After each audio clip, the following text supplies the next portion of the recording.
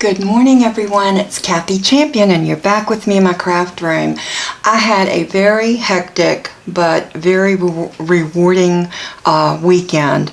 I was at MadeItCon, as most of you know, but it was done virtually, so I was right here in my craft room, in my den, and my bedroom, depending on where we could watch it and do our classes. And my daughter came in. We had a wonderful time. It was a little stressful because there were some things that was a little glitchy, but nevertheless it was a lot of fun, and I'm glad that I had the chance to do that.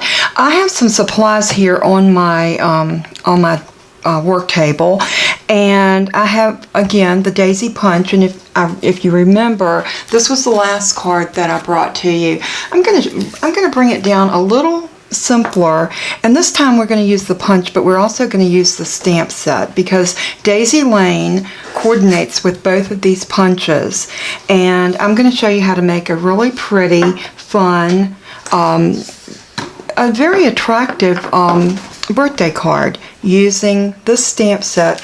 And I did pull in, this is a penny black stamp set called Sweet Wishes, and I love the sentiments on this one. I love that font. As you can see, this stamp set is well loved because the stamps are stained. You can always tell a well-loved stamp set. Let me turn my fan off because I'm getting the whirling of my fan blades above my desk. And so let's just turn that off so we're not seeing that. That's not a good thing to see when we're trying to record. So that should calm down in just a minute and you won't see that swirl of the fan. Sometimes it's nice in the summertime to have a little overhead fan to kind of cool it off, especially under my studio lights, because I do have studio lights that are rather bright, but it does give me a nice lighting that cuts down on some of the shadows and things like that, so I'm very appreciative. But anyway, I have this little Doris, and these are just little swirly circles, if you can see that.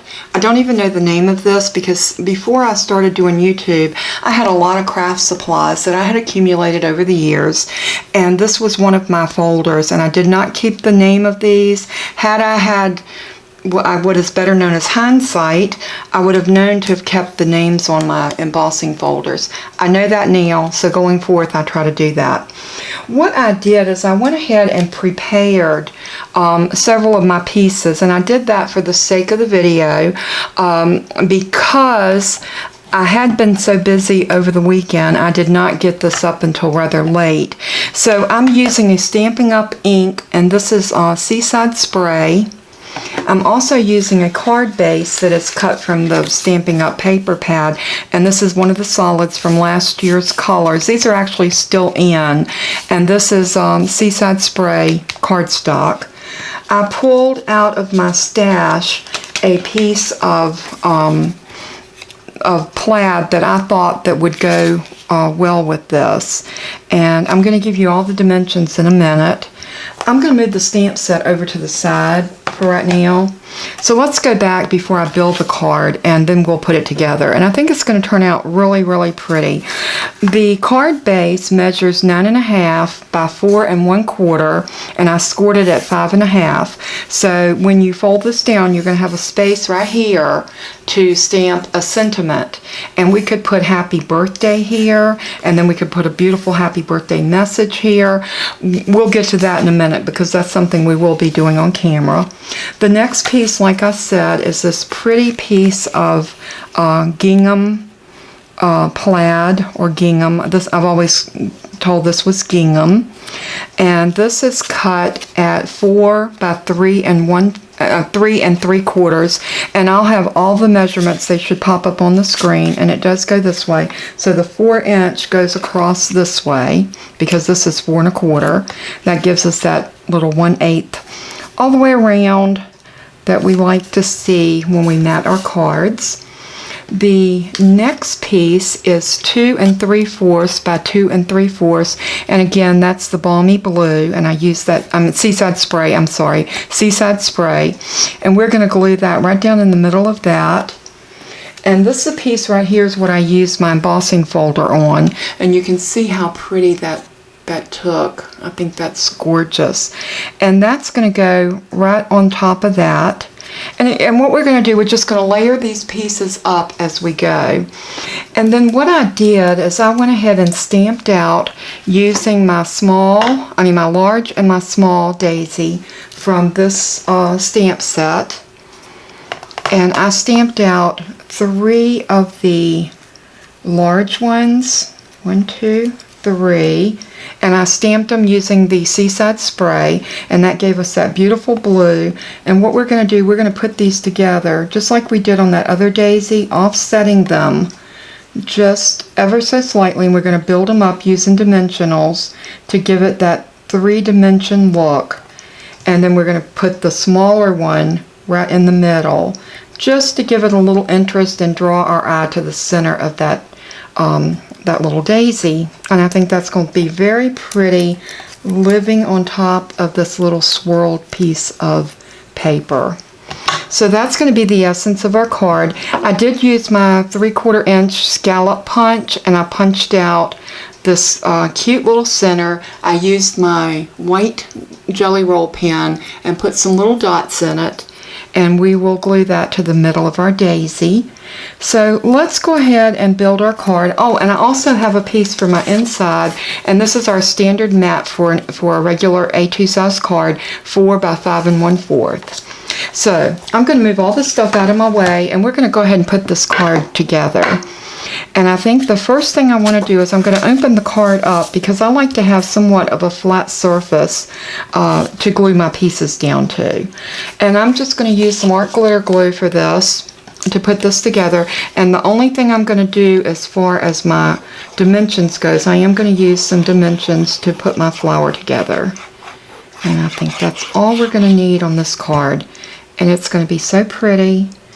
And I think this card would be, I think it could be both, even though it has a flower on it, I think it could be both feminine and masculine, which we always struggle with doing a masculine card. I'm just using my bone folder because I want to kind of get that glue distributed up underneath there. Now that looks really pretty. Now I'm going to take this Seaside spray, and I'm going to use my little dimensions. I'm going to eyeball it. I'm going to eyeball this and see if I can get that just right there in the middle.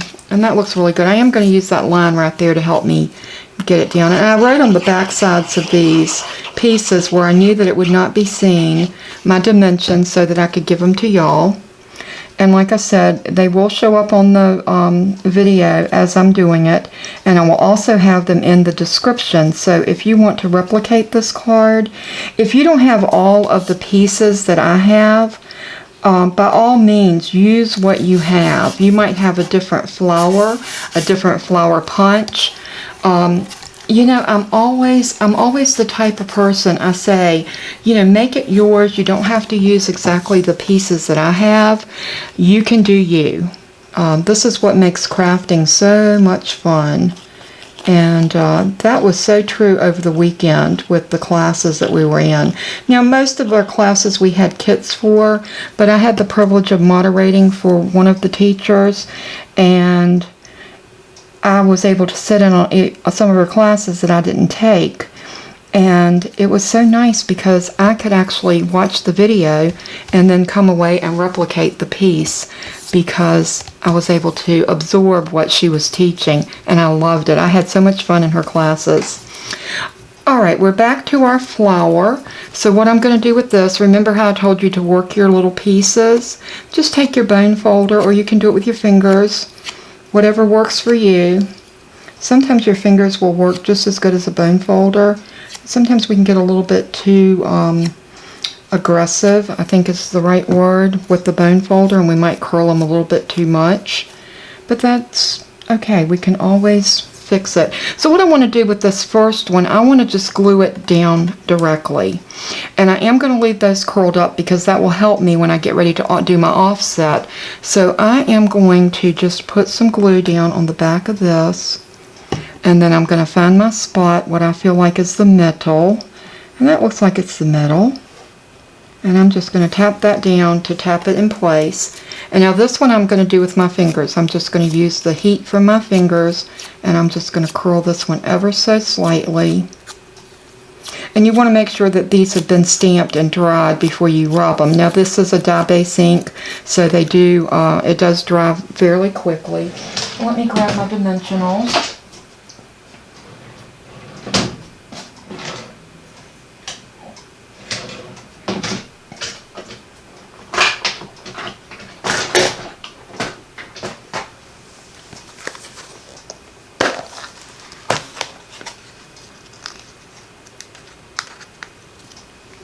And all I'm going to do is just sit one down right in the middle of that daisy. And I'm going to get my little pick tool and just lift that dimension off. Oops, don't want to lift my flower up. Hadn't quite adhered. And then I'm going to take this one. And when I say offset, this is what I mean. Just let your petals fall in between your next petal. So just like that. And then we're going to do the same thing with this one. We're going to come back and offset this kind of in between the in-betweens, if that makes any sense at all. What you want it to do is you want to just fill in any of the empty spots that may be showing, so that your petals look like they're distributed nice and even. And again, we covered this on the last one that we did. I got such great reviews off of that card. It seemed like everybody just really loved that little daisy card. So I thought, why not revisit the daisy and show you the stamp set as well. And I will reiterate the fact that I am not currently selling Stampin' Up, but if you do need something before I come back in October, just send me an email and I will make sure that you get taken care of. So don't feel like you have to go without until I get back. But when I do come back, I really want all of my customers back. Yes, I'm a little selfish like that because you know, you work really hard to build up your customer base, and I don't want to lose my customers. So, and I think anybody would feel that way. Now this one, I'm going to take this little round circle right to my piece, and I'm just going to peel that off with my thumbnail because these are a little bit harder to deal with. And then I'm going to sit this right down in the middle of that. Just like that. And then I've got this beautiful little piece that I'm going to bring in and glue right to the top of that. And that's so cute. It looks a little washed out on the camera, but these colors are vibrant. I'm going to bring it up closer so you can see it. But I do want to get this glued on first. And I'm just going to drop that right into my center. And I'm just going to mash everything down just a little bit. Let's see if we can pull that up just a hair. There we go. And let's go ahead and put in our piece of white. And I mean, I did do the cutting before we came on camera. I did all my cutting and I did my scoring and wrote down my dimensions, and I did run that through, and I did the stamping. But you know, once I picked my colors, the rest of this card came together so quick. And you see, once you get your pieces together, this card is really a fast card to put together. It's not rocket science by no means. And having the punches that will punch out your flowers just makes it so easy. And there is our card. Now what I want to do is I want to grab this Happy Birthday. I love this font. I think it's just a beautiful, beautiful Happy Birthday. And let's make sure it's going to fit right there. Yeah, I think that's going to work. Right about there. Yep. So I'm going to open that up. I filled my glue bottle, so my glue's coming out a lot faster than it normally does. So I'm having to push down those little glue lines so I don't see those under my card. That's never an attractive thing to see.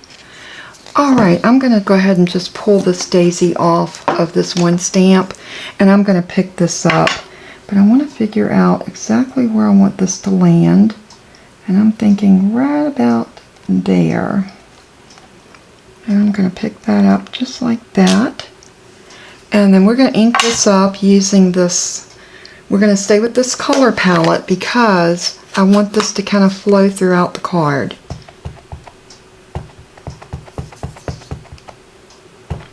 I think I am going to stamp this on a scrap piece of paper just to make sure that I'm getting the coverage that I want.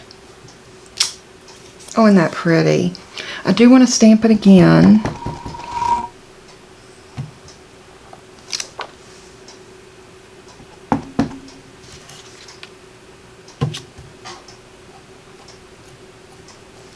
I think I know why it's not stamping. These are photopolymer, and I'm so used to stamping with the cling stamps that I sometimes forget that I need a little bit of cushion under my photopolymer stamps. So I am going to try this again. Let's do it like this. And I'm using just an old mouse pad, and I keep this, I use this for my mouse pad in here, but I also use it when I need to stamp a photopolymer, acrylic, any type of stamps that don't have that cushion. So sometimes we just need a little bit of a cushion. Now I'm going to come down here sort of to the bottom, centering it up, and stamp. I'm just going to let that transfer to the paper, putting just a little bit of pressure on it. And there you go. Now when we close this down, our happy birthday is going to show right there. No question about it that this is a beautiful happy birthday card. And now we just need to find something that will go inside. And this one right here has so many different little sentiments, like it's your special day, have a fabulous birthday, celebrate, may all your dreams come true. And I think that's the one I want to use. This is another one of my favorites. And I think for this one I want to stamp it in black because I really want it to kind of pop. And let's go ahead and load it up on this side of my stamp block. I love using these clear acrylic stamp blocks because I can use both sides of them. So I'm going to close that ink up, and I'm going to grab, I think I'm going to grab my VersaFine, the Onyx Black, and I'm just going to come over and ink this up.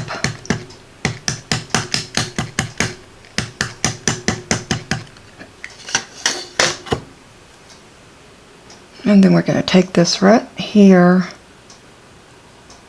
and stamp it. Oh, isn't that gorgeous? Now that card is done just that fast, that quick, and that easy.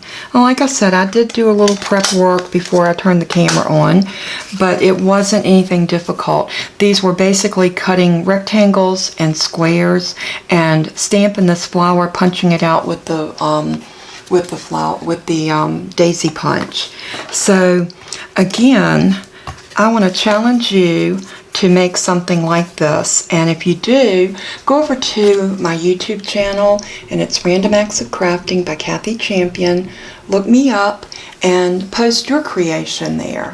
I'm going to open this up and let you see that beautiful font. I love both of these fonts. I think they're so pretty, and I love the fact that they mixed a lot of different fonts on this one stamp set.